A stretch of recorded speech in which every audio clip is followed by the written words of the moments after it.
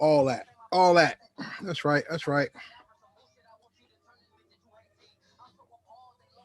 Heritage hip hop.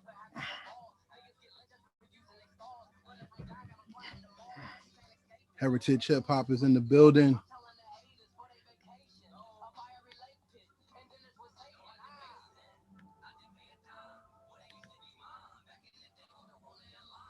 We live.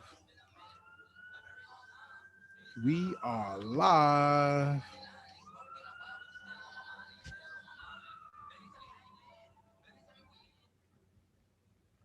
All right, all right, all right. Look like I'm on here. I'm on here.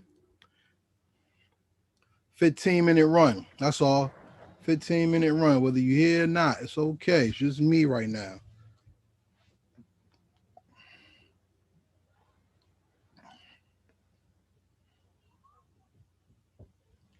This is the part that people don't see. This is the part that people don't see.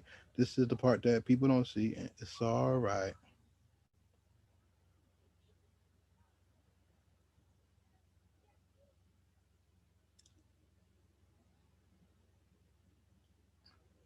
All right.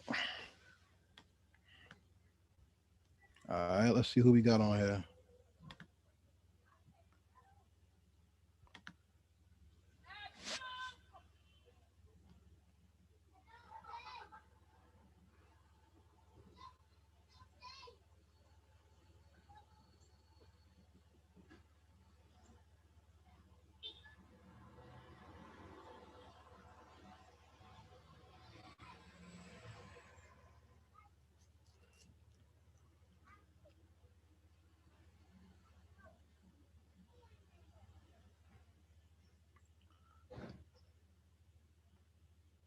Wow, I got the whole window open and people can hear that.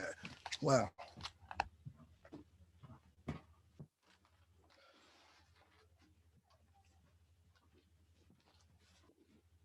Hey, the outside is on. All right, cool, cool, cool.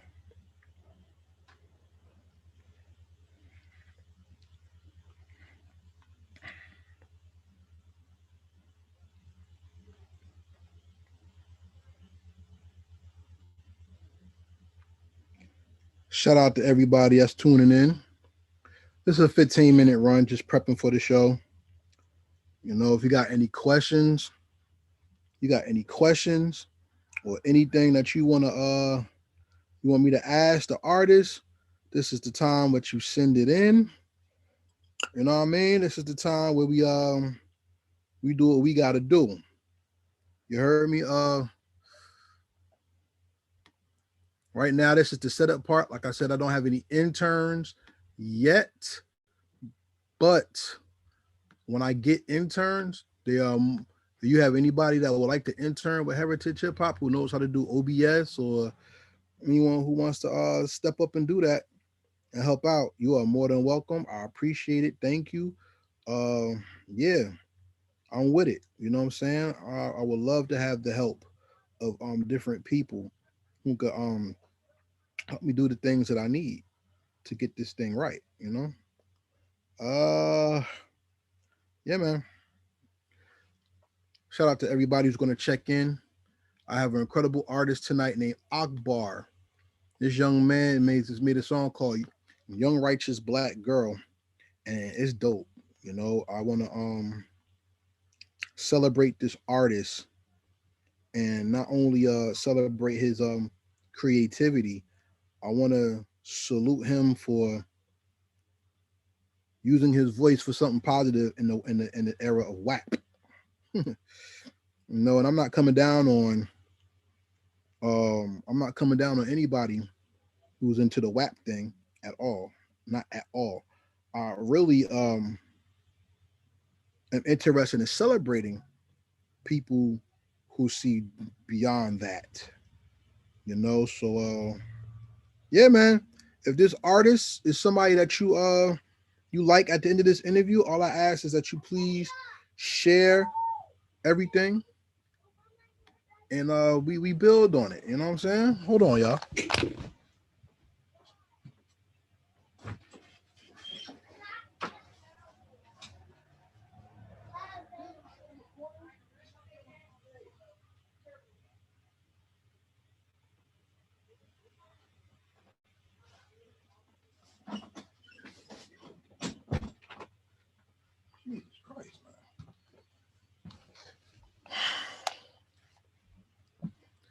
This is the prep situation. This is the prep part of the show. So anybody out there watching, may the Most High bless you. We're just prepping right now. If you know any females out there, please send this to them because they're gonna love this. But more importantly, I would love to share this because this is something I feel we need to talk about. And from a male's perspective, how does a man effectively love a woman? And how does music help enrich our loving experience with our women? You see what I'm saying? That's what we're going to talk about tonight. And I have like the perfect artist to talk about this with. I'm just waiting for him to sign in. He should be here in about 10 minutes.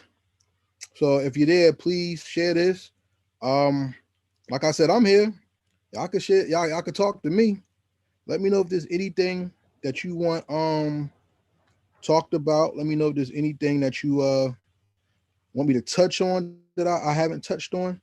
This is something profound, and I really would like everybody to enjoy this.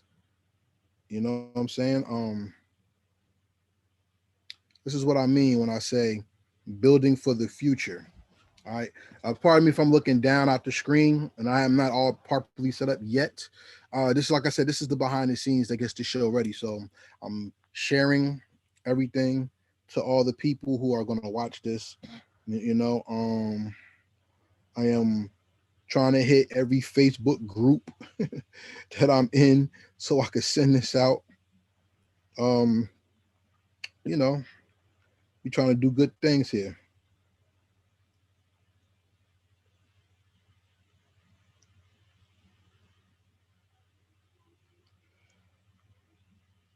Like I said, part in the silence, y'all. We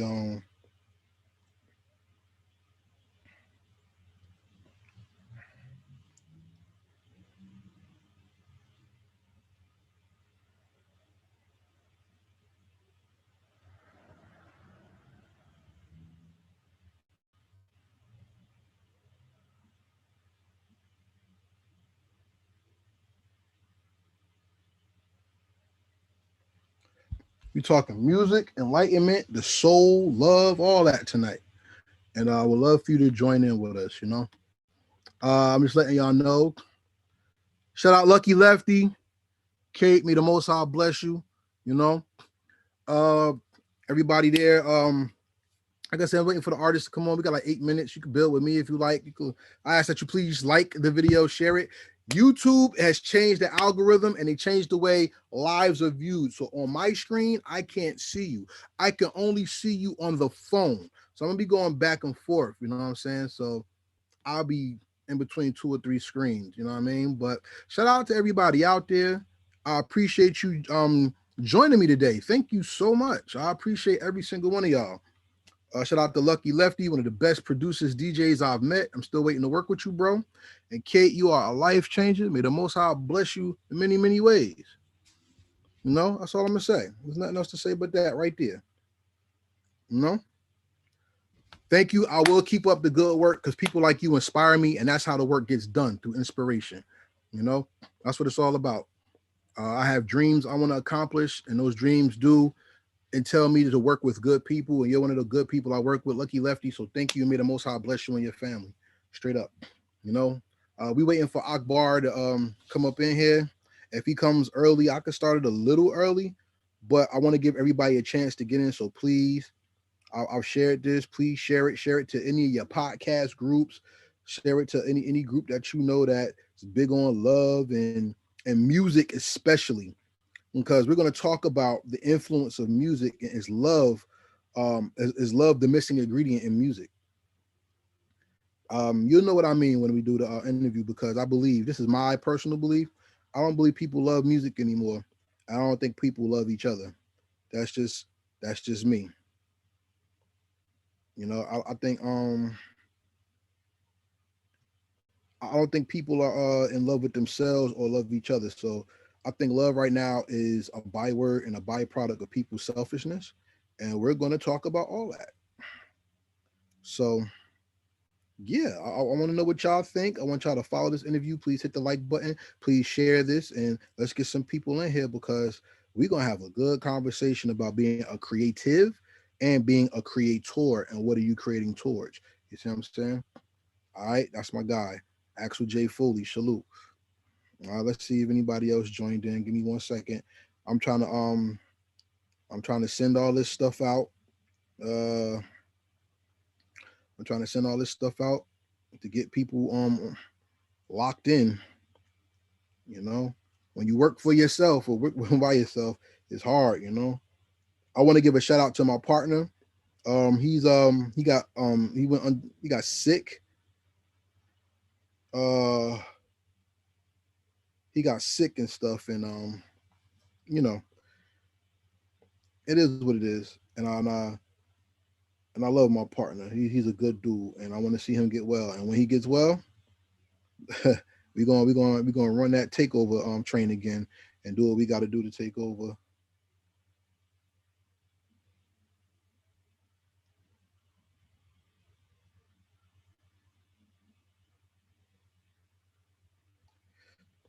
Word.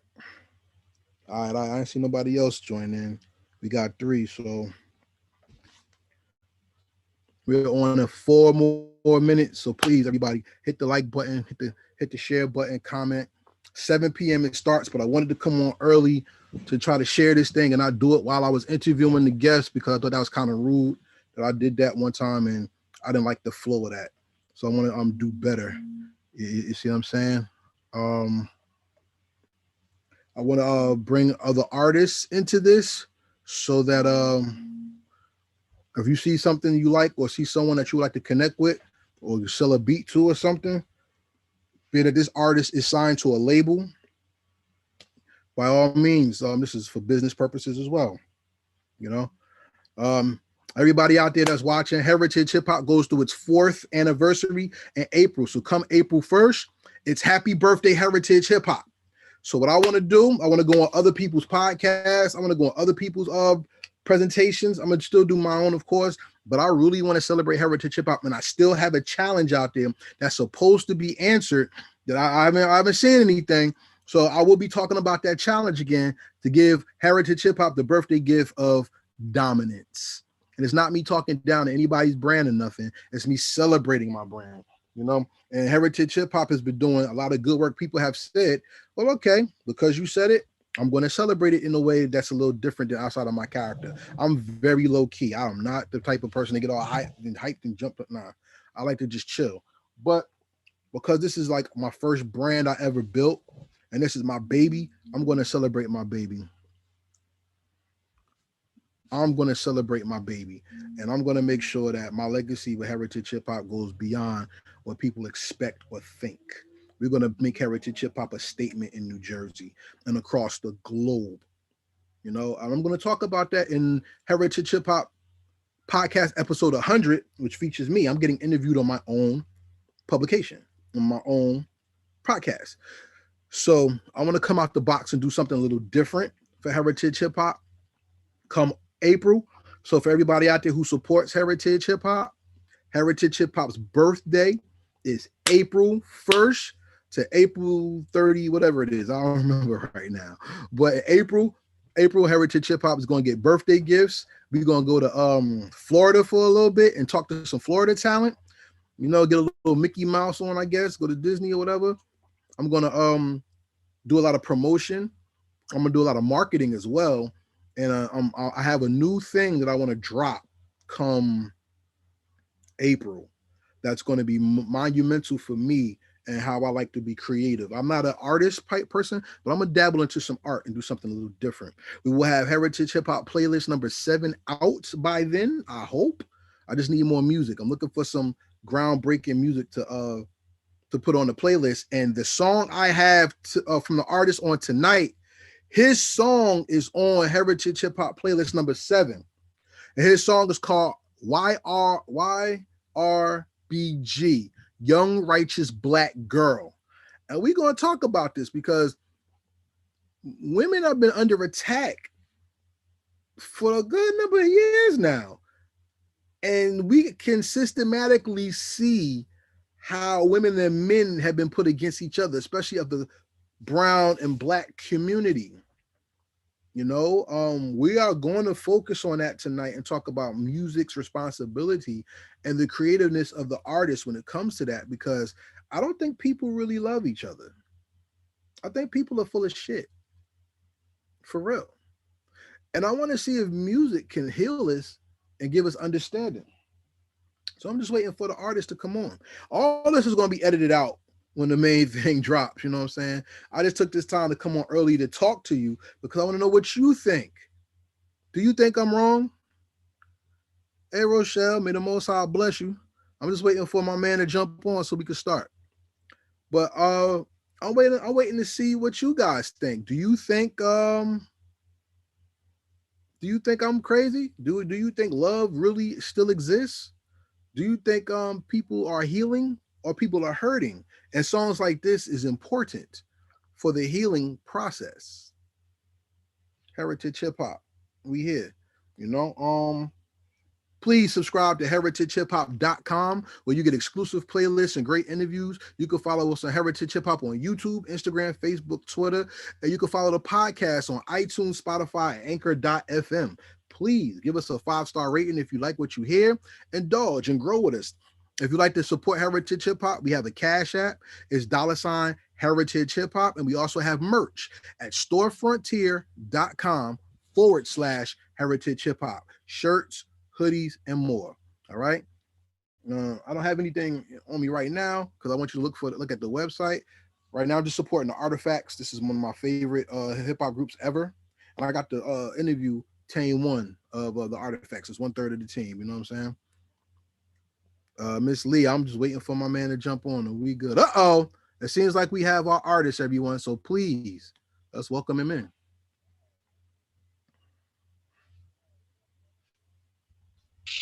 Salute. Can you hear me? How you doing, family? How you doing, family? Yo, may the Most High bless you today. What's going on, fam? Man, I can't complain, man. You do the same for you as well, family. I'm doing good, man. It's a good day. It's a great day to be alive, right? Yes, sir. All right, I'm ready to begin. You ready to have some fun? Oh yeah, yes, sir, man. Let's get All into right. it. All right. Well, I was on for 15 minutes with people earlier just talking. And everybody out there that's watching this right now, please like, share, and comment because this man right here is on the hot seat today. And we're going to celebrate him, not grill him. Here we go. 3, 2, 1. Peace and blessings, and welcome back to the Heritage Hip Hop interview session live on Zoom, where we introduce you to your future favorite artist today. And today on Heritage Hip Hop, I have someone who's pushing the thought of righteousness and love through creativity. Introduce yourself to the people. It was good with you, family. I appreciate that introduction too, man. That's a lovely introduction, man. You know what I'm saying? But Akbar the Great, man, from Columbus, Ohio. You know what I'm saying? Rapper, songwriter, screenwriter. I recently signed to the iconic Karen White, her new label, Supernova Unlimited, man. You know what I'm saying? So just working with an icon like that, icon like O'Brien, Bruce Sterling, you know what I'm saying? Just the team that she's assembled, man. It's a blessing. So I'm glad you invited me on today, man. We can get into it. Hey man, let's give the world some context. I met or heard you on a DJ call, a conference call. Oh man. And when I heard the song, I was the person who said, this is forever music. This is not something that you turn down in the car with somebody older or somebody younger is with you. This is a song that you play for them to experience because there's a deep message to it. And I want to thank you for making that song as well. Oh, that's love, man. That's love. I appreciate that right there, man. Love. No doubt. And you know, objective, man. You never know what people, you know what I'm saying, might take, especially with a song like that in today's day and age. You never know how that might hit. So just to hear that, man, is gratifying, bro. So I appreciate that. So let's talk about your upbringing because people sleep on Ohio and they think they know what Ohio is. And they think Ohio. So to some people in this generation, Ohio got hot when LeBron James came out. And in my generation, people thought Ohio got hot when Bone Thugs come out. Tell me about Ohio and what's the vibe of Ohio? Man, the vibe of Ohio. It's so many different types of vibes. You know, I will have to say that, man.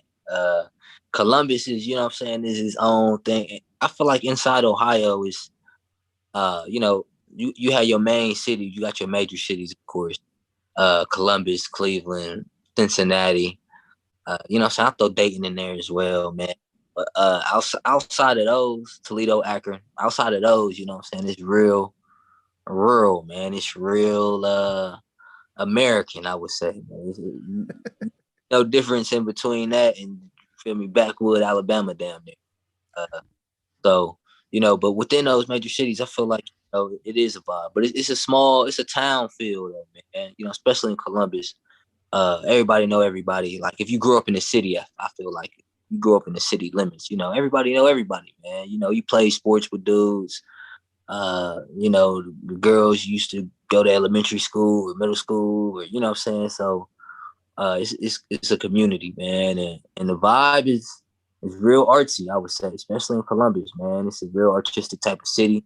Uh, it's always something, you know, art related going on. We got the gallery here on the short north. We got, you know, uh, the clothing lines. You know, they say Columbus is like the number 3 city in the world for fashion right now. So, uh, you know, that's most definitely taking off, man. So it's a city with many different shades and colors, man. I'm proud to be from the six, most definitely.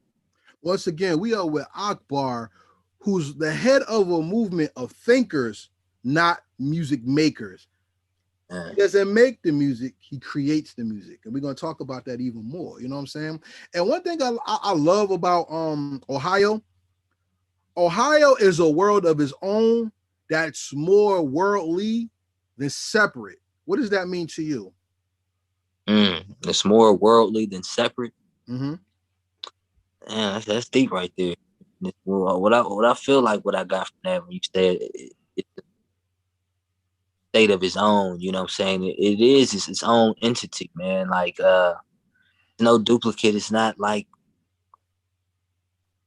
Illinois. It's not like Kentucky. It's not like California or Texas. And it doesn't try to be, man. It's its own space, and the people in Ohio, you know what I'm saying, have a long history as well, man. So they most definitely, you know what I'm saying, uh, you see the ancestors in the genetics of, you know what I'm saying, the kids today, man, just with that resilient type of spirit being like the first city, you know what I'm saying, from the Mason Dixon line and stuff like that, man. Just seeing how, you know, tough that type of life is, you feel me? Cincinnati being right there too, you feel me? So you know, I feel like that's why you see a lot of, you know, just revolutionary intellectual type of thinkers within the black communities of Ohio. Yes, you do. Because one thing I know about Ohio, Ohio got his hood. Shout out to my cousin that's out from Ohio. And not only that, Ohio is big on basketball. Ohio is big on food. Ohio is big on hospitality. And Ohio is big on respect. How did those 4 aspects help mold you and make you the musician who wanted to represent that and more? Man, you know what I'm saying? Like with the I feel like especially growing up like in the city, man, you know what I'm saying? You play little league sports, you play, you know, football, you play basketball, and that's when you really start to get a chance just to make a name for yourself around this. You know what I'm saying? And not just within your school, because of course, you know, in school you're gonna have to make a name for yourself as well. But you know what I'm saying? But just around the city and stuff like that, and that goes hand in hand with your school as well. I feel like youth sports, you know what I'm saying, helps at least help everybody that I know, man, come up, you know what I'm saying, and establish themselves like that.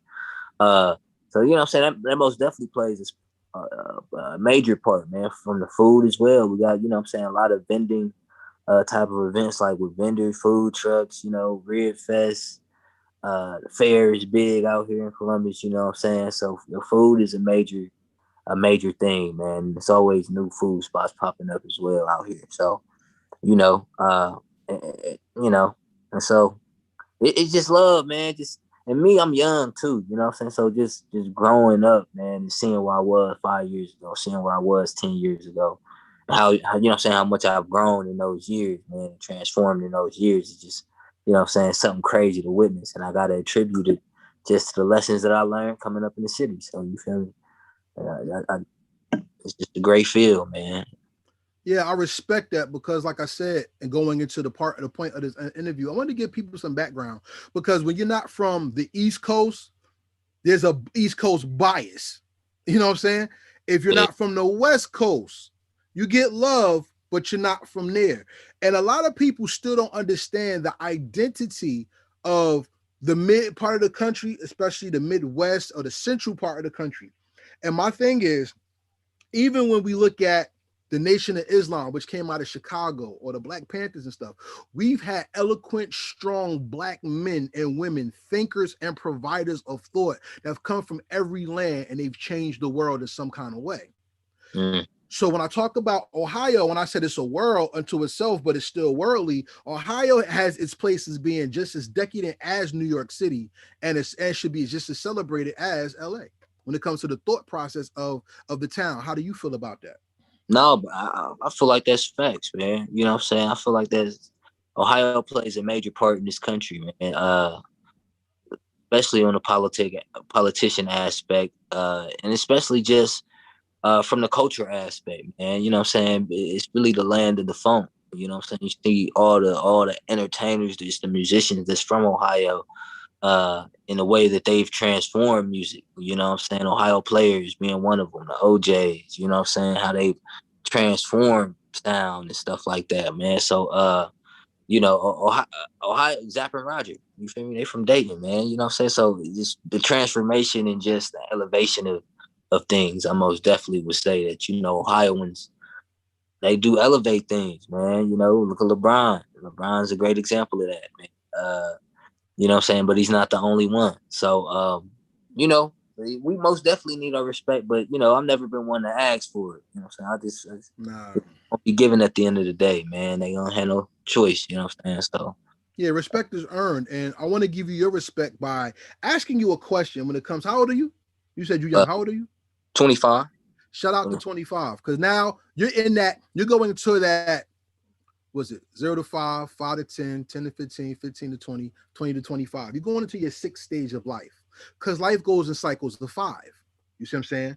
Whether it goes from birth to the world to identity to your place in the world to who am I, you're going to the place where you see, where do I fit in the grand scheme of the world? And I Mm. see that in how you make your songs, from the songs that I've heard. And I wanted to ask you, were you the child who always was in his head, or were you the child that saw the world and reflected on it? Man, I was most definitely say a mixture of both of those two, man. See, I was the only boy. I grew up the only boy, man. So I Mm-hmm. got 4 sisters.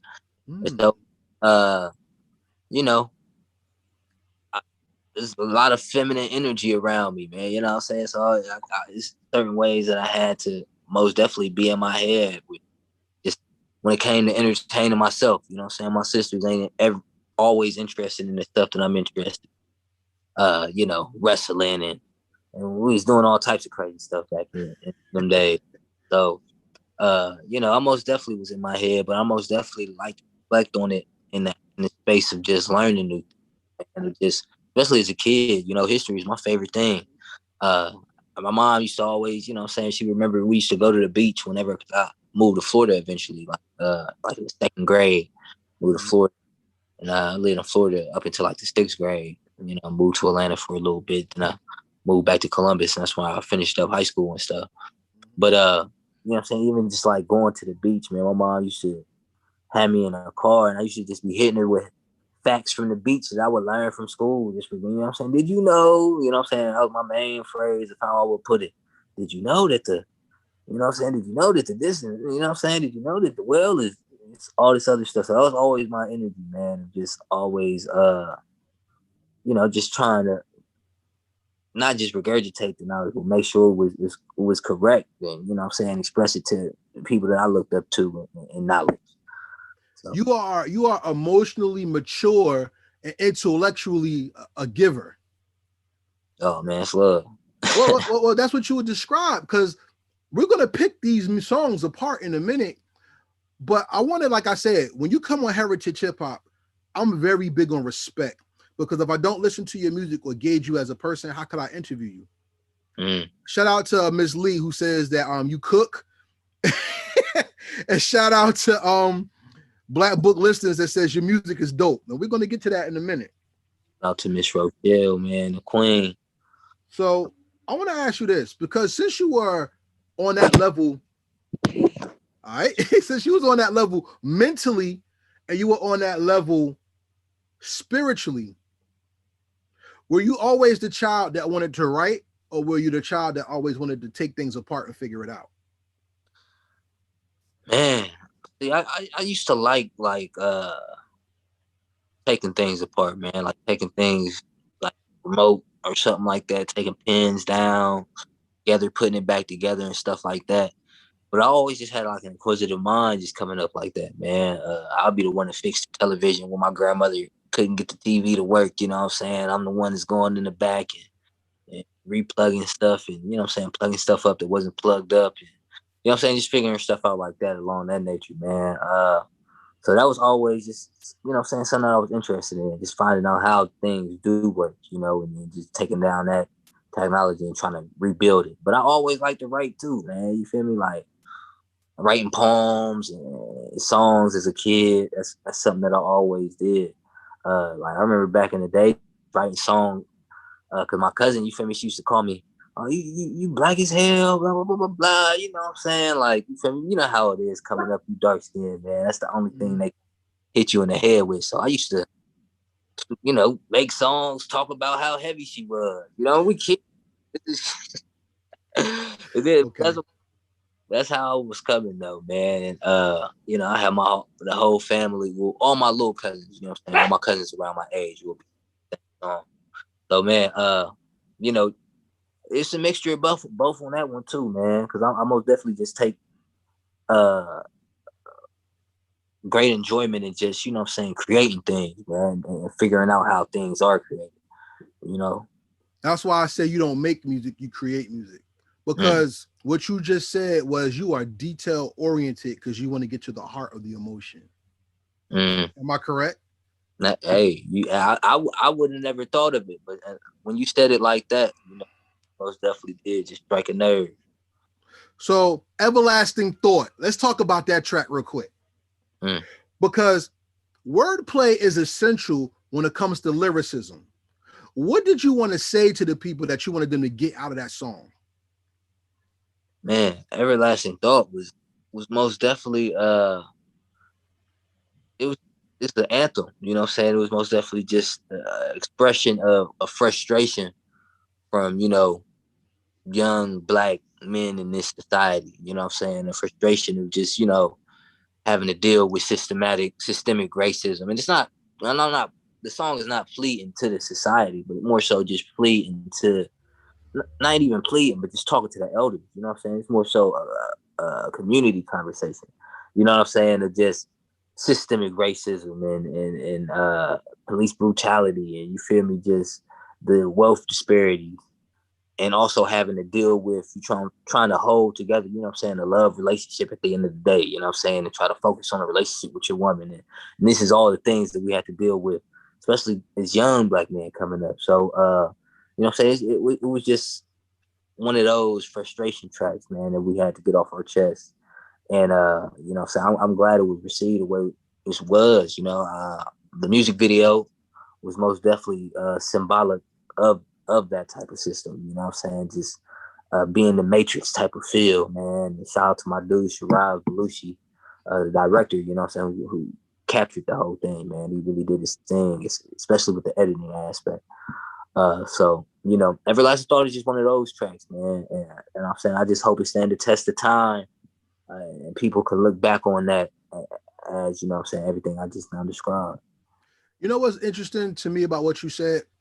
Um, One of the greatest plagues or curses that was ever put on people of color was taking away the respect of the elders and the love of the youth. I call it Rehoboamism. Do you know who Rehoboam was by chance? Rehoboam. Now you gotta educate me on that one. All right, so in the Bible, um, King David had a son named Solomon, right? You know Mm-hmm. about King Solomon. King Solomon he died, but he had a son who he left the kingdom to, and that kingdom was left to King Rehoboam. And Solomon told him to listen to the elders and judge the people wisely because they have experience, they've been around. But Rehoboam did not listen to the elders, and he went aside to the youth. And because of that, a hatred was it was brewing in the kingdom to the point where King Judah separated into two kingdoms, Israel and Judah, because of how the elders and the youth separated, and there was no love and respect of both. Mm. And in today's society, especially with people of color, all people of color in this kind of society, we have this thing, especially in hip hop, where you age out, you too old, people will throw elders away, and then the elders will reciprocate that by talking down to the youth, not giving them ear to hear what they're saying, and then we fight this war again. With making a song like that, what did you want the elders to appreciate about it, and what did you want the youth to appreciate about it as well?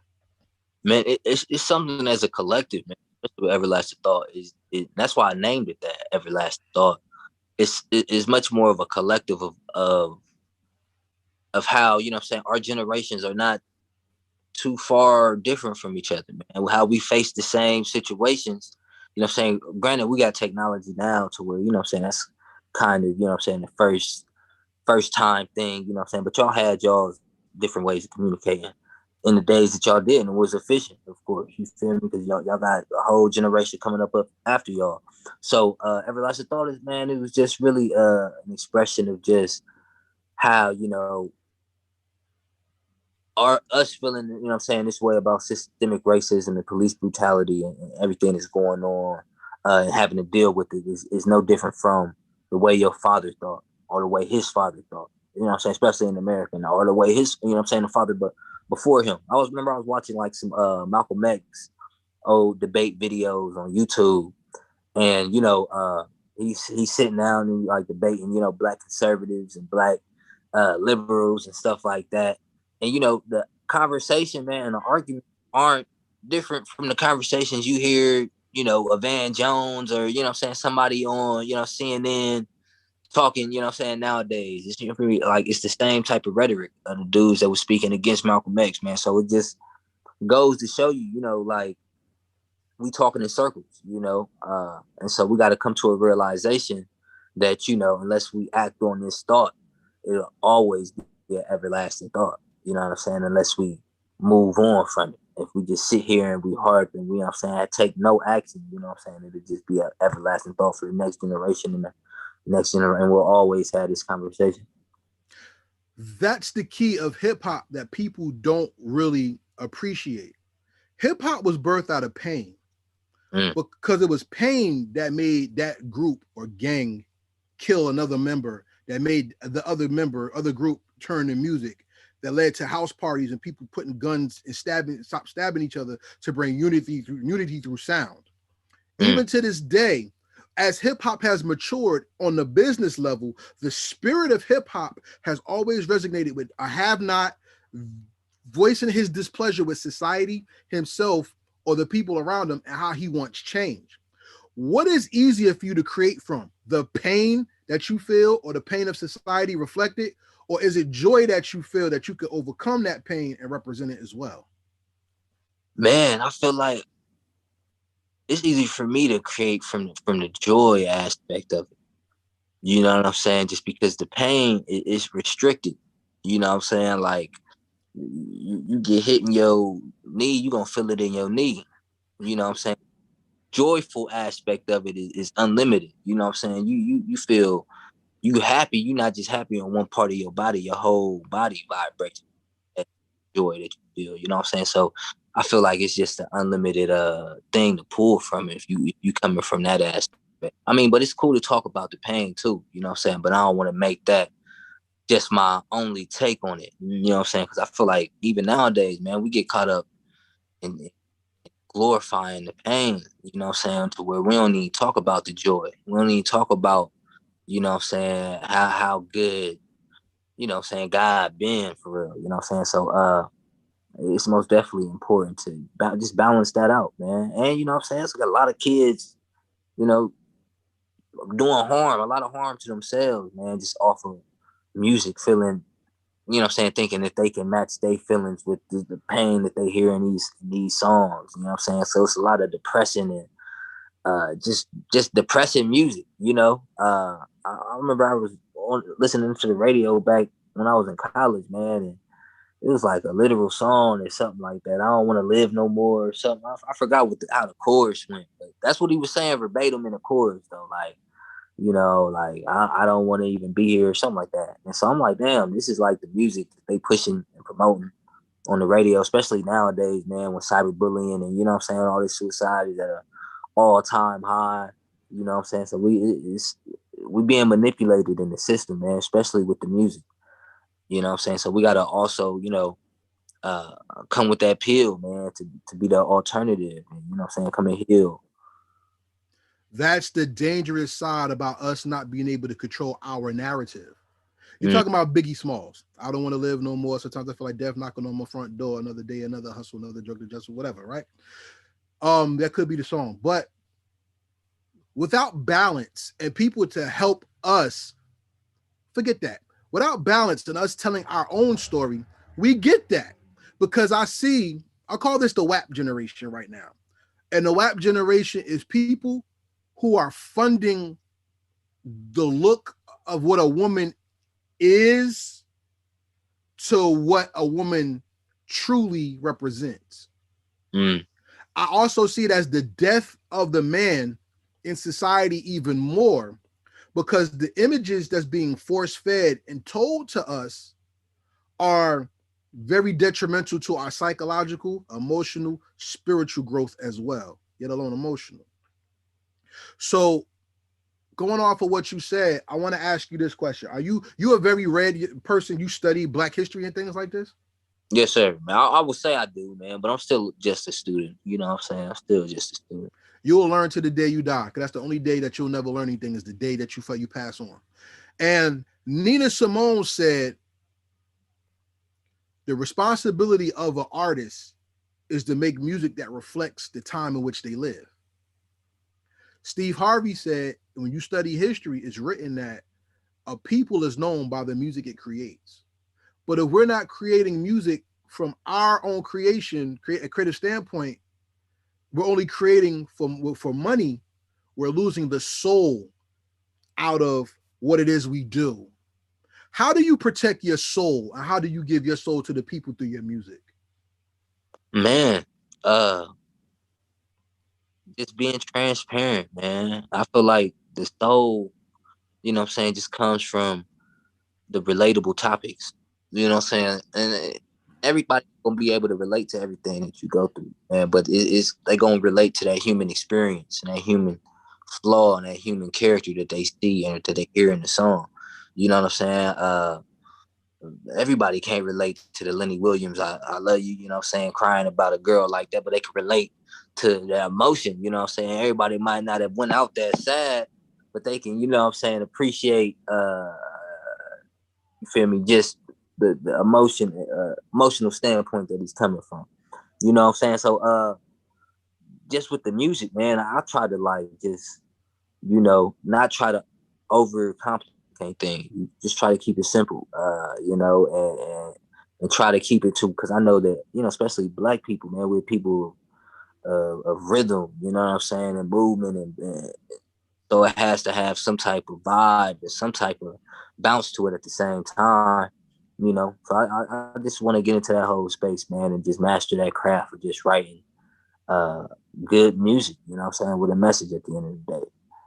For everybody out there watching on YouTube live right now, please hit the like button, comment, and share. If you really love this artist, then share this. This should be in everybody's inbox right now. Tell them to tune in to Heritage Hip Hop right now as we celebrate Akbar. And we're going to talk about two of his classic songs that he's made. Our salute to him, though. Uh, I want to ask you a little bit more and deeper about that because it says when you gain knowledge, you also gain perspective and it grounds you. You're not going to be the happiest person in the world. You're going to be the most introspective person in the world. Since you make music about inner thoughts and projecting to the world, what did you learn about yourself that helped you elevate yourself as a man and made you want to talk about your elevation, not just where you are? Man, that's powerful right there, man. But just realizing that, because when you come into consciousness, you feel me, you gotta release self-ego. Self-ego becomes the shed, you know what I'm saying, starts to shed off you. You feel me? Like And so that's one thing that I had to realize that I did, you know what I'm saying, have an ego that I had that had to be shedded off of me. You know what I'm saying? And that's one of the toughest parts in accepting consciousness. You know what I'm saying? Is just realizing that we all are vessels, man, and when it gets deeper than that, but in simple form, you know what I'm saying, we vessels to be used if we want to be used the right way. So we gotta, what I'm saying, shed ourselves. Uh and so that's just one thing that I had just had to learn, just matriculating from high school into college. You know what I'm saying? Just because I just felt like the world just owed me things. You feel me? I felt like you know, just the world just owed me things in general. I should have this or I should be doing this. And you know what I'm saying? When it was never just supposed to be like that, man. So I just had to realize, that it was a world outside of me. You know what I'm saying? And that the world didn't revolve around me, and once you start there, you just branch off into so many different places. But that's what I love about just, what I'm saying, just knowledge and coming into knowledge is just because you get to look at things from a different perspective that you never seen it through, what I'm saying, a day in your life for real, and that's why in scripture, it talks about not being uh, transformed, I mean, not being conformed to this world, but transformed in the renewal of the mind, you know what I'm saying? And so uh, that's what we got to allow it to do, or else we'll have that self ego still attached. I love how you said that. One of the biggest lessons I had to learn about self and others is most black men want to be the best white man they could be. Mm-hmm. And when I learned that, it was like, wow, we're we have been so bamboozled that our identity is based on who they say I am rather than me being molded into who I am. This I right here. Because when Black Panther came out, I don't know if you saw this. It was a meme or like a video that went around the world where a young boy said, "This is how you feel. Is this how you feel when you see your superheroes? I am the Black Panther." And then they asked him what he meant, and he said, "Young black men grow up wanting to be like Batman, but they can never be Batman because they can't relate. It's like they almost wishing they were white. But when you see Black Panther, you see something in yourself that can that goes with that image. You know what I'm saying? Mm. And that's why I think it's very important for us to celebrate artists who do positive music, because besides athletes, musicians are the number one and number two heroes most children in the inner city see. So to take on such a powerful image, not only are you portraying hope, you're also portraying the difference between the minority, which we don't agree with. I hate that word, but the minority and the man that gives and contributes to society. How do you feel about that? Man, no, I feel like you hit it on the head with that one, man. You know what I'm saying? Like, especially growing up, when I came up, musicians was everything. I feel like they almost, above sports figures in a sense. You know what I'm saying? We ride or die for like certain players, but musicians, man, everybody got their favorite musicians and they got a couple of them. So it most definitely plays a huge part. Especially in the control aspect and the manipulation aspect. And you got a lot of kids that come from great situations and great homes, but just because they favorite rapper, what I'm saying, is out there, you know what I'm saying, like trying gang bang and stuff like that, they want to emulate what they see in that space. And so it's a blessing and a curse, it's a blessing and a curse at the end of the day, because as musicians, we could control the narrative, uh, you know what I'm saying? But they make it seem like it's much more complicated than that. You know what I'm saying? And that's the thing, man. That they try to control, and they gotten to a point where they do control the culture. We look at these rap outlets, rap media outlets on like Instagram that you'll go on, you know what I'm saying, just insinuating beef between two different artists, and you know what I'm saying, talking about, just the the lowest essence of our culture on these websites and stuff like that. And you'll go and look, and they, what I'm saying, ran by, people that's not even from our culture. Let's put it like that. You know what I'm saying? They ran by white ran rap media outlets and stuff like that, like Complex, for example, You know, and so and that's what kills me, man. You know what I'm saying, is that we can't uh see between that. We can't see through that. You know what I'm saying? And we get caught at the mirage that was being displayed for us, and we, you know what I'm saying, get out our whole energy until we sitting up, you know what I'm saying, doing a little bit and stuff like that, just because we played into it. There's one thing that you said that I agree with, but I have to change it. Mm. We do see it. Here's the thing. Everybody always say crabs in the bucket mentality, right? Mm. When was the bucket a crab's natural habitat? You know what's the bucket that we don't see? You've been touched by racism since the day you were born, and you didn't even identify it because nobody saw it as racism. They just said that's the way it is. Mm. Like I said, when you're a young man and your favorite superhero doesn't look like you, you're buying toys of other men that don't look like you. The video games don't look like you. When you're a young girl and television's telling you what's beautiful, but you don't know yourself, that's why songs like you make are I'm very critical of, because I don't believe people love each themselves really. I really don't. And Mm. I don't really believe love exists the way we want it to. I think it's all fairy tale. I think people are full of madness and not full of solution. Let me tell you what I mean. I want to get your opinion when I say that. People go hard to impress others and not want to be at peace with themselves. Mm. Billy Danzy once said, it's one of my favorite quotes. He said, the most dangerous thing about a liar is a person that's unhappy with themselves. So they make up a false reality and get mad at you if you don't co-sign their dream of who they want to be. And Mm. so many people are lying nowadays. Why do you think people rather live the lie than adapt to the truth? Man, that's a great question. I mean, I feel like, you know what I'm saying, just with the lie, especially with the society that we live in you know, materialistic society, to where the lie is powerful to some people, even if they know it's a lie. You know what I'm saying? People can know, you know what I'm saying, that like let's take the food for example. You know what I'm saying? We got GMOs in the grocery stores that we know it's not real, you know what I'm saying, food. It's actually cloned. It doesn't have the nutrients that real food actually has. We know this, you know what I'm saying, but we'll still go and we'll still buy it. You know what I'm saying? We'll still consume it. And so that we tie that back in with like just, you know, rappers, you know what I'm saying? Like you got dudes just want the money in mind. You know what I'm saying? They don't really appreciate music as an art form. You know what I'm saying? They really here to sell you a lifestyle that they not even really participating in, you know, half the time.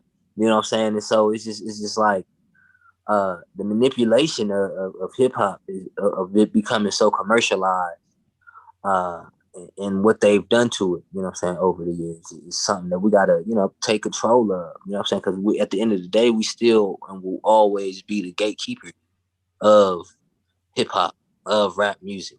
You know what I'm saying? So, you know what I'm saying, we gotta start holding these artists accountable, man.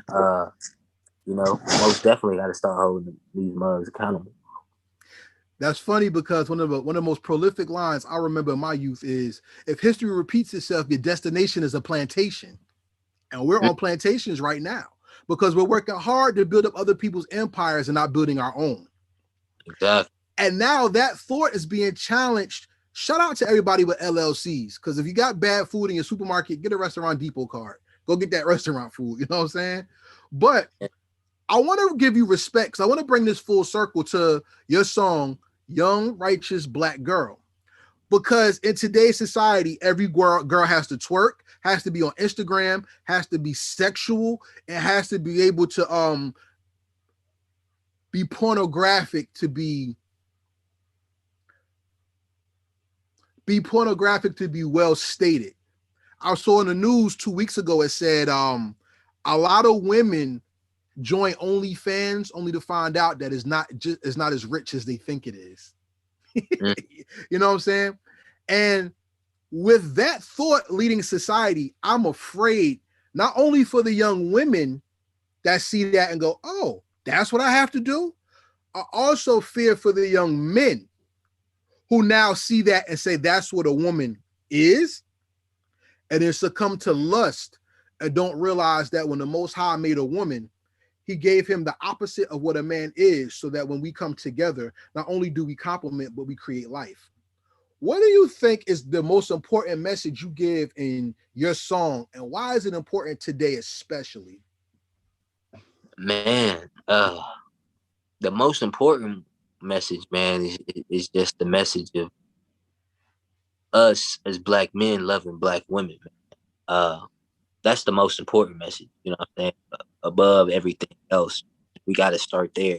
And you know what I'm saying? We got to say that and not be ashamed to say that, because saying, you know what I'm saying, that I want to marry a black woman today in 2021, you know what I'm saying? That's, people will look at you like, well, what's wrong with, marrying, blah, blah, you know what I'm saying? And give you that you got to go through that whole conversation. And so, we got to be, you know what I'm saying, stand on that, man. And first of all, not be ashamed to be unapologetically black, and not be ashamed to, you know what I'm saying, put black love first, man. And when we go from there, it's just like, you know, the thing is, like what you said at the beginning, man, you know what I'm saying? It's a problem with us not understanding love.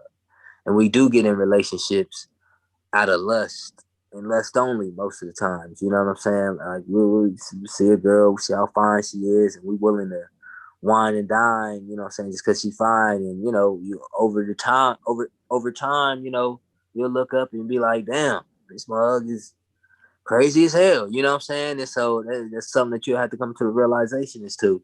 And so, it's just, we gotta de-plug, man. You know what I'm saying? At the end of the day, we really gotta de-plug, because it's society that's keeping the motor going.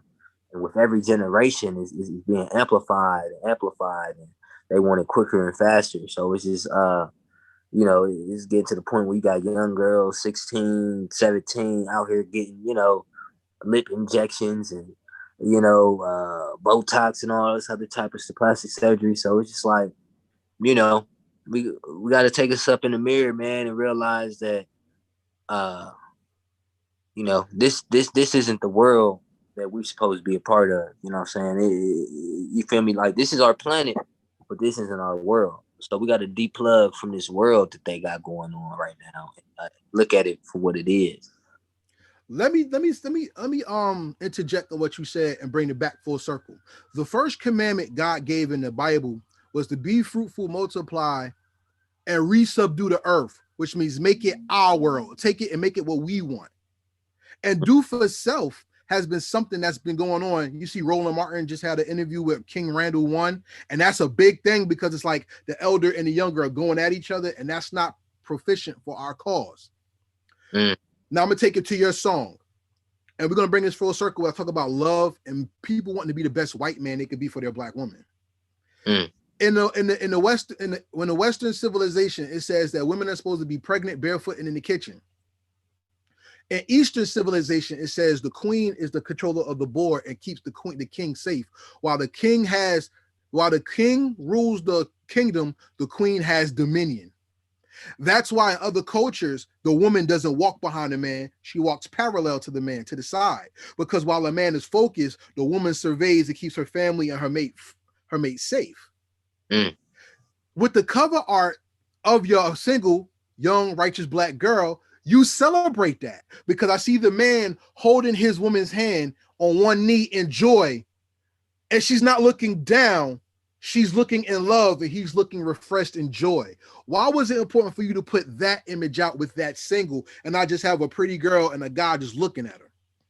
Man, it was just, this is most definitely one of those songs, man, that it speaks directly to the culture. It speaks directly to everything that we want to see changed in our community. You know what I'm saying? Everything that we want to instill our kids in. So I most definitely, we had to go all out just with the symbolism as well, man, of just showing black love and showing what it looks like, and showing that, you know what I'm saying, you could be in a vineyard somewhere, you know what I'm saying, and no bottles need to be popped. Y'all having a good time, and and enjoying yourself. You know what I'm saying? So, it's just to give that visual of what black love looks like outside of, like what you said, like strip clubs and, you feel me, mugs out on Victoria's Secret. You know what I'm saying? I'm gonna love you without Victoria. You can be having on, you know what I'm saying, Old Navy. I don't care. You know what I'm saying? So, it's just to show that genuine love aspect of it, man. And shout out to my team, Supernova, once again. It's for you know, from the costume designs to helping me with the concept of the whole thing.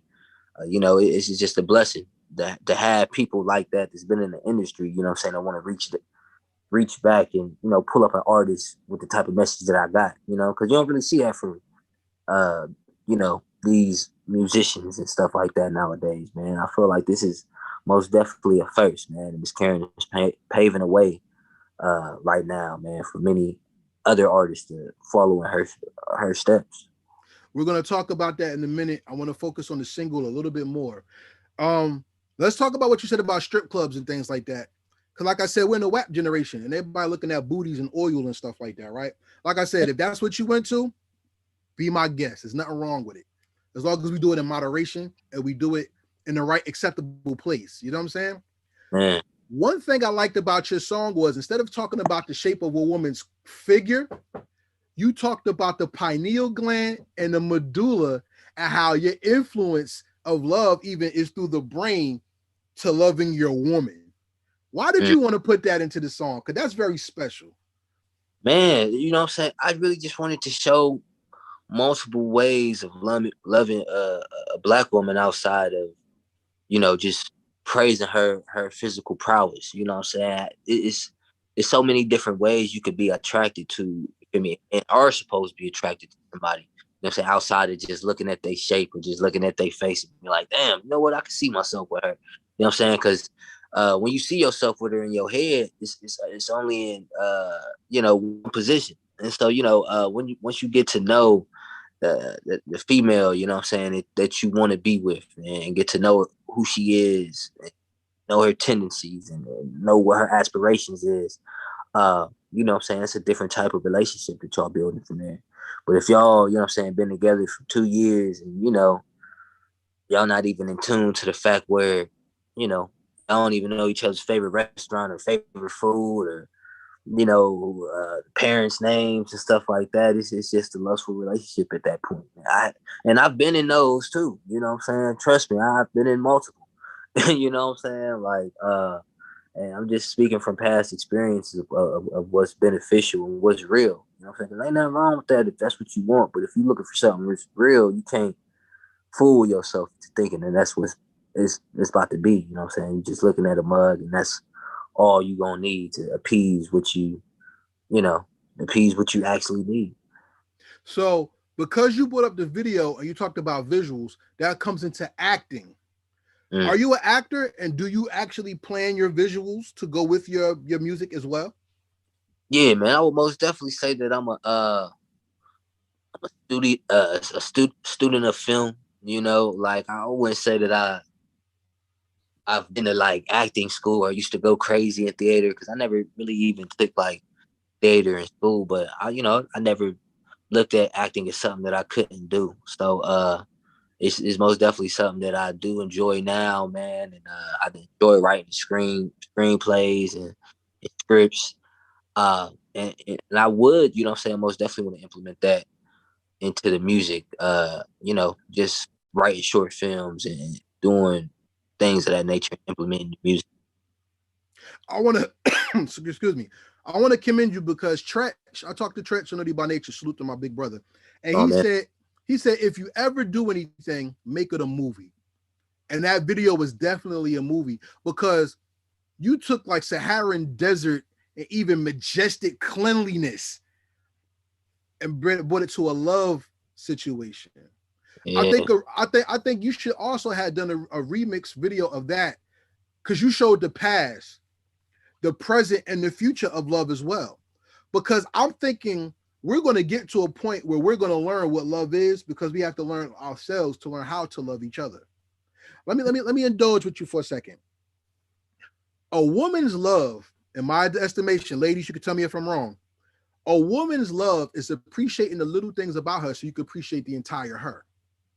Like it's easy for a man to tell a woman physically how shapely she is, but it means more if you could tell your woman how beautiful her nose is, because that Mm. means you're looking at the central figure of her face and it spreads out. So the little things you do count because you notice her and she is in your world. But as a man, we don't really care for that. We care for loyalty. And as long as a woman can absolutely grow and branch a man's vision through loyalty, there's a point of crossing him that he will, or be crossing her that he will never take. Shout out to Derek Jackson for proving me right. He's a piece of crap. But but love is something that I think our people have, but we're scared to give because of how society beats us down daily. How does music help heal us so that we can love again and we're inspired to love again? I feel like with music, man, it's really it's therapeutic. You know what I'm saying? And it's not from some big corporation. It's not from some big commercial, thought out, oh, thought out plan to brainwash you. You know what I'm saying? It's from the actual artist most of the time, the actual musician most of the time, man. And so these are real stories. You know what I'm saying? Of people overcoming and dealing with certain heartbreak and dealing with certain situations. You know what I'm saying, that you might have been through at this as well. You know, I remember coming up in high school, man, our big thing was, you know, you get into it with a girl or something like that, you gotta go listen to Drake. Drake was the, you know what I'm saying, the all broken hearts back in those days, man. I swear, you know what I'm saying? But that's just the thing with music, man. It's a spiritual thing, you know. It's certain songs that I can think back on, like, you know what I'm saying, just being a kid at the daycare, man, and I hear the song and I think I'm smelling the daycare Clorox wipe tables down, you know what I'm saying, when they wipe the tables. Yeah. And you know what I'm saying, like music can take you back in time like that. Uh so that's the crazy thing about it. I want your song to do for love what Martin did for the black community. Mm, You know mm. Martin, of course, right? Great show. Oh yeah. Martin was the first show that showed how young people in the hip hop culture love each other through comedy. It's a comedy show. Mm. I want your song to be the benchmark that can be played in the car, at a wedding, or at a reception because you have the perspective of how a man can appreciate and define the love he has for his woman. But the remix has a young lady on it, and Mm. she's giving her take as well. Why did you want to do a remix and have the woman's perception on there as well? Man, with the remix, it was really just a great blend, man. It was a great partnership. And it was something that, you know, I didn't pitch the idea, to be truthful. You know what I'm saying? We got shout out to Derek Muhammad and Miss Karen White on that one. You know what I'm saying? They knew Brittany way before I did. And they told me about her. And they said, you know what I'm saying, she'd be great for the remix. And of course I approved it. I gave it an okay. And when she sent me her verse, I was just like, oh damn. You know, she was spitting on that thing, man. And so it was just something that was, it felt like it was supposed to be like that. You know what I'm saying? Just the female perspective, speaking life back into uh, a man who just now spoke life into her. You know what I'm saying? It was just the perfect duet for it. So, uh, you know, I wouldn't did it any other way. And that's Brittany, right? That's her name. Brittany, man, Shout out female, to Brittany. man, out of the shy, man, out of Chicago. All right, salute. That's what I'm talking about. Salute to Chicago. So, with songs like this at your disposal, because you have more, y'all go search them out. I did my job. But with songs like that at your disposal, you are co-signed by Karen White, Superwoman herself. Mm. How has her direction and the Supernova team helped showed you that music is bigger than something you put out for people to listen to, but it could also take a life of its own and make something bigger than just the moment in the song. How did they help you with that? Man, I feel like they showed me that just through the energy, man. They put in songs that I've had on notepads, you know what I'm saying? Songs that I did on GarageBand on a Mac laptop, you know what I'm saying? And just the energy that went in behind these songs, like Young Righteous Black Girl, like Everlasting Thought. Uh and just seeing, you know what I'm saying, the music video be shot.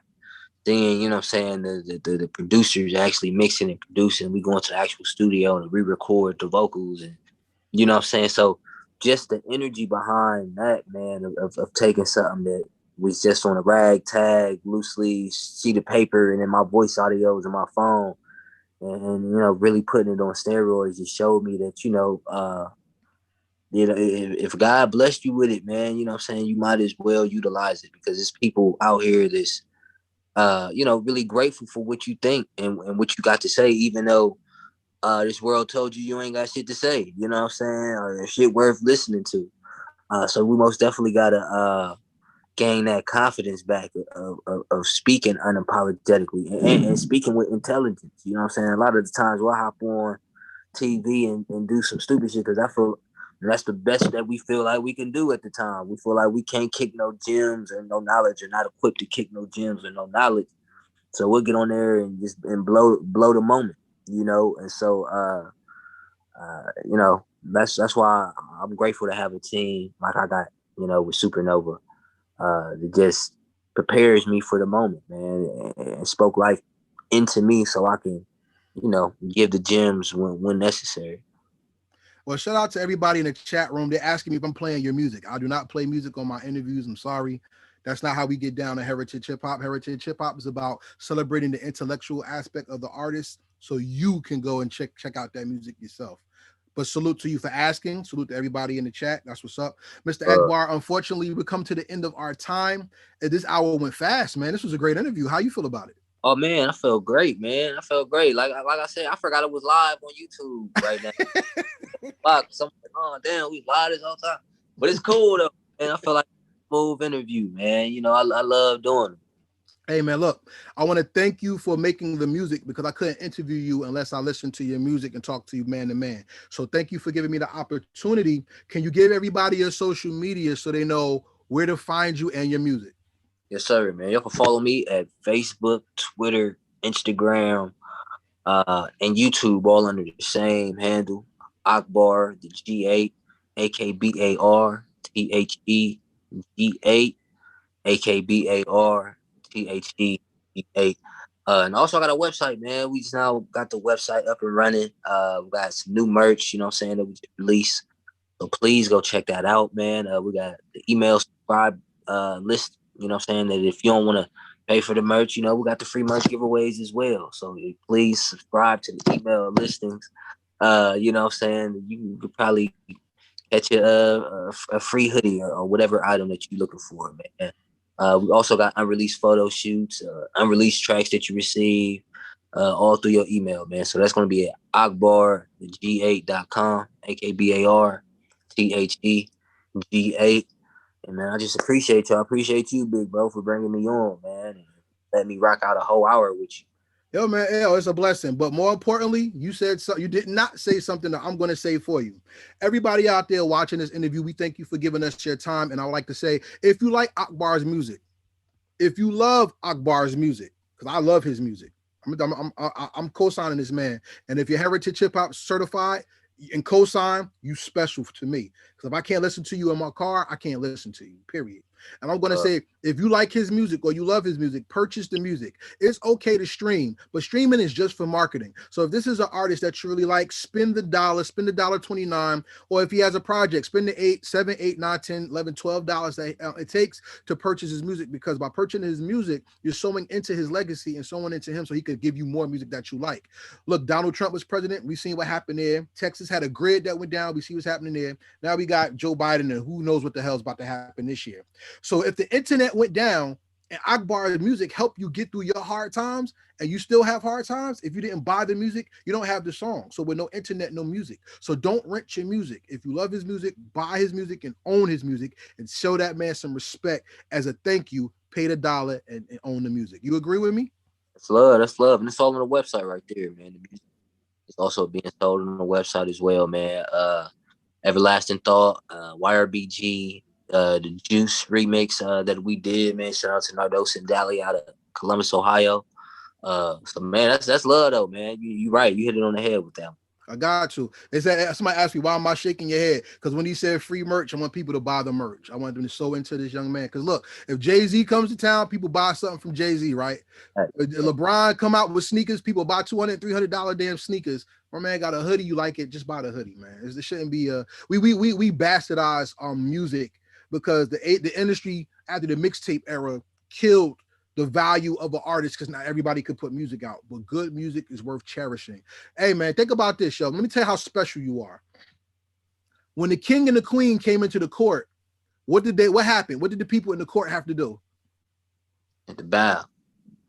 They stood up. They bowed when they hit the throne. While they were walking through the court, what did they do? What did people do? You know? We're walking through. When the king and queen walked through the court, what did people do? They stood up. What did the people from the royalty have to do when they walked through the court? Do you know? No, but they had to play music. Now, when you wake up in the morning, what's the first thing you hear? Music. Birds sing because like a king comes into a court, God introduces you to the new day with a song. So if you make good music, it's supposed to be respected and people invest in your music, not just put anything out. So I want people to respect and celebrate you because you make good music. Period. That's all right. So with that being said, I want to finish off the interview with the rapid fire questions. You want to play this game with me? Oh yeah, most definitely. All right, everybody. Here we go. The rapid fire questions are not yes, no questions. These are questions that celebrate Akbar and his depth of music and himself. You ready to go? Yes, sir. All right. Question number 1. What song or album from another artist's catalog perfectly describes you? Oh man, I have to go with damn, I know this is supposed to be rapid fire, but I would have to go with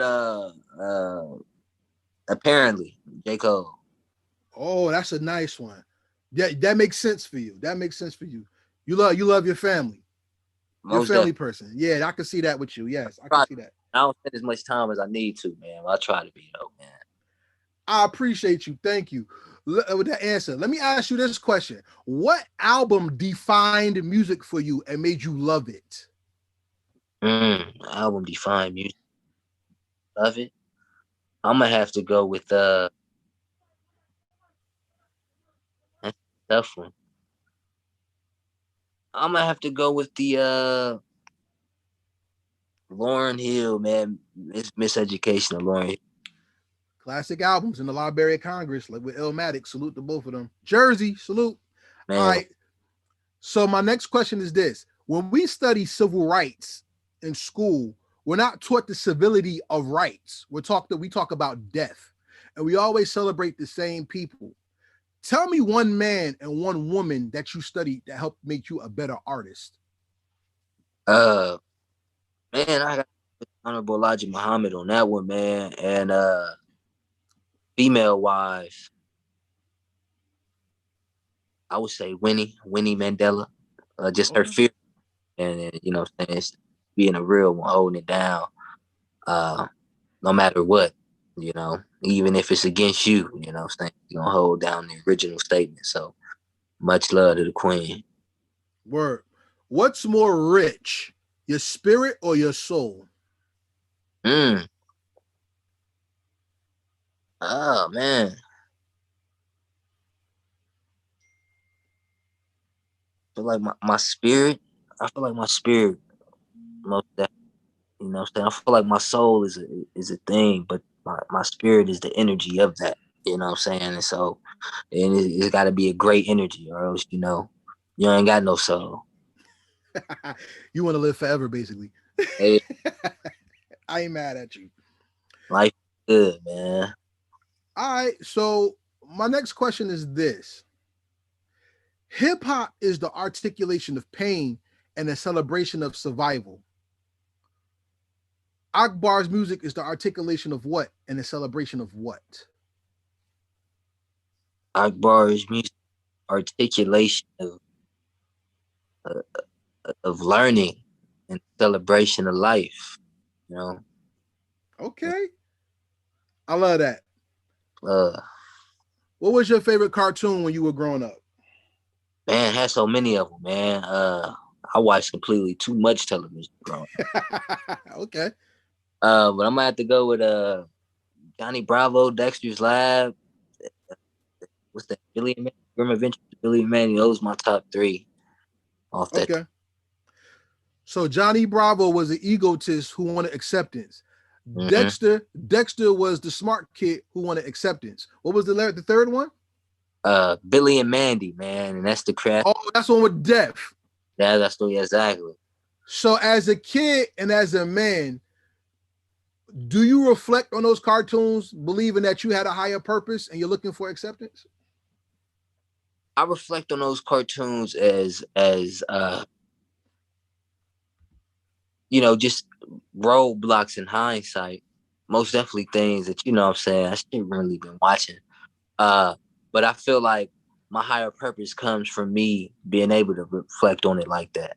You know what I'm saying? Because if I looked on it like I do, like I did then, now, you know what I'm saying, then that would be the problem because it wouldn't show any elevation. It wouldn't show any growth. You know what I'm saying? You wouldn't see. And plus, the shows was wild and out there, and I think that's why I like. You know. Okay. I got three more questions that we're going to cut out. Okay. My my next question is this. If you had your dream song to make, who Mm. would produce it and who would be on it with you, dead or alive, no restrictions? Man, I'm gonna say Kanye got to produce it. Most. Oh, which Kanye? Uh, I'm gonna take Kanye now, man. I mean, I love early 2000 Kanye. I love all my Kanye's, man. But I'm gonna go with present day Kanye, just to show my love for him. All right. But That next album should be fire. uh, ridiculous. It's gonna be ridiculous. I have faith in him. But Kanye most definitely produced, man, and I gotta get Michael on the verse, Michael Jackson on the verse, Mm-hmm. along with Marvin Gaye on the chorus, and might throw Teddy Pendergrass on like one of the bridges, or what I'm saying, throw like a Donny Hathaway sample around stuff like it'd be one of those type of tracks. So you like soul music? Yeah, I mean, I want something that, man, we're gonna cut on 15, 20 years from now, man, and be able to, rock out to. Okay. My next question is this. How do we love a woman correctly so that when we love her, we're really loving ourselves? Man, I feel like in order to love a woman correctly, our main thing has to be loving ourselves first.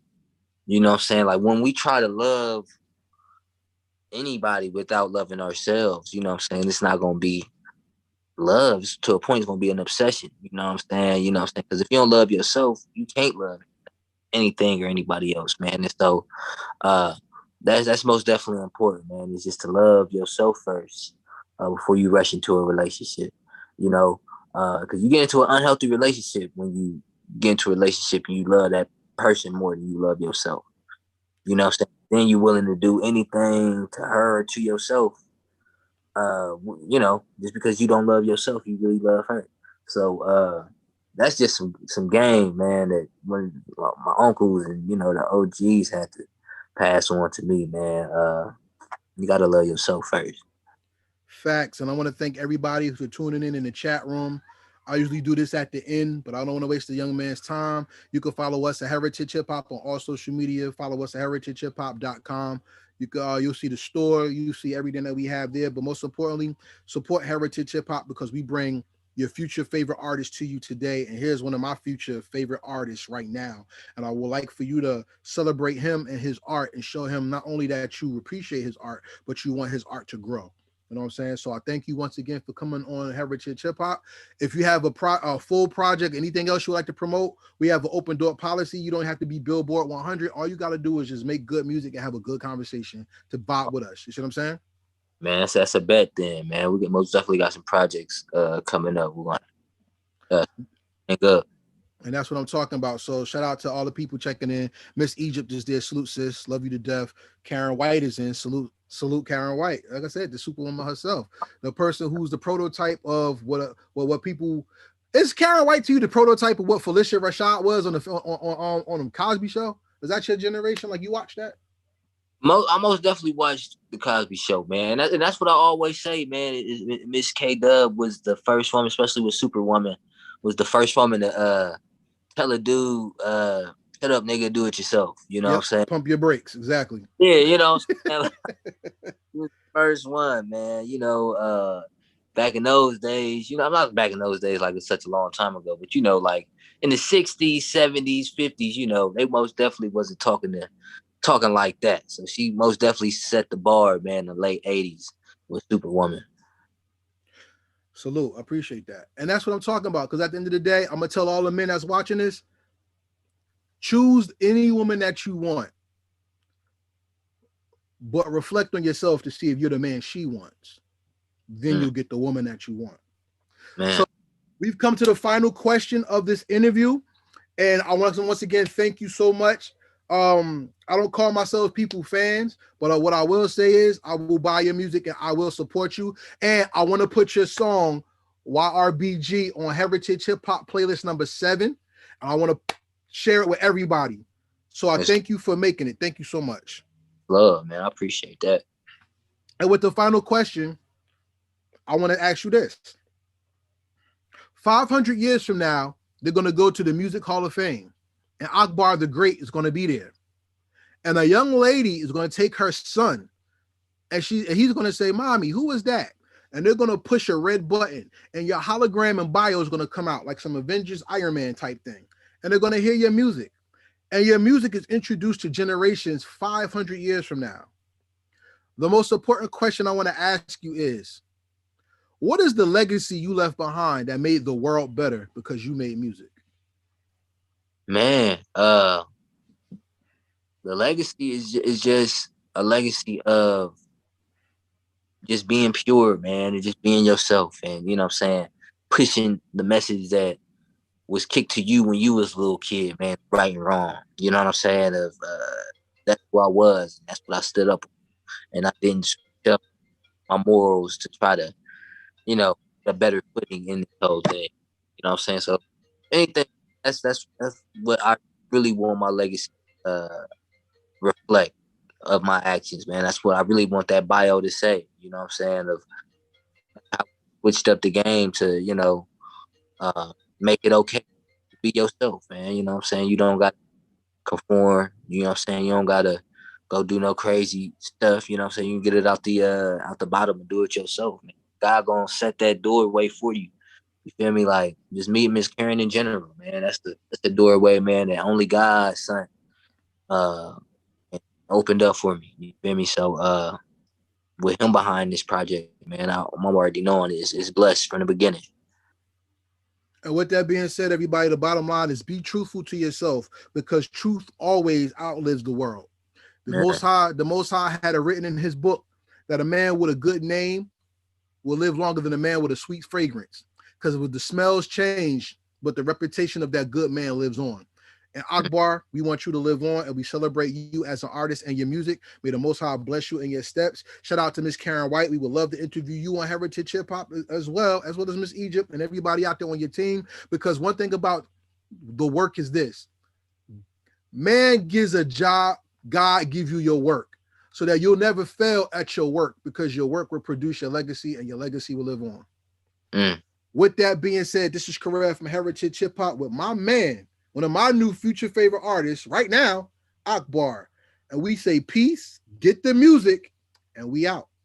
That's love, man. I appreciate you, family.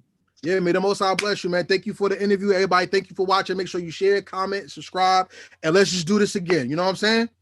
Sir. Yes, sir. Most definitely. Peace. All right, everybody. Thank you for watching. We out of here. Subscribe to Heritage Hip Hop. And for everyone who tuned in, the Most High bless you as well because you're making our platform great by being great yourself and bringing your greatness to us.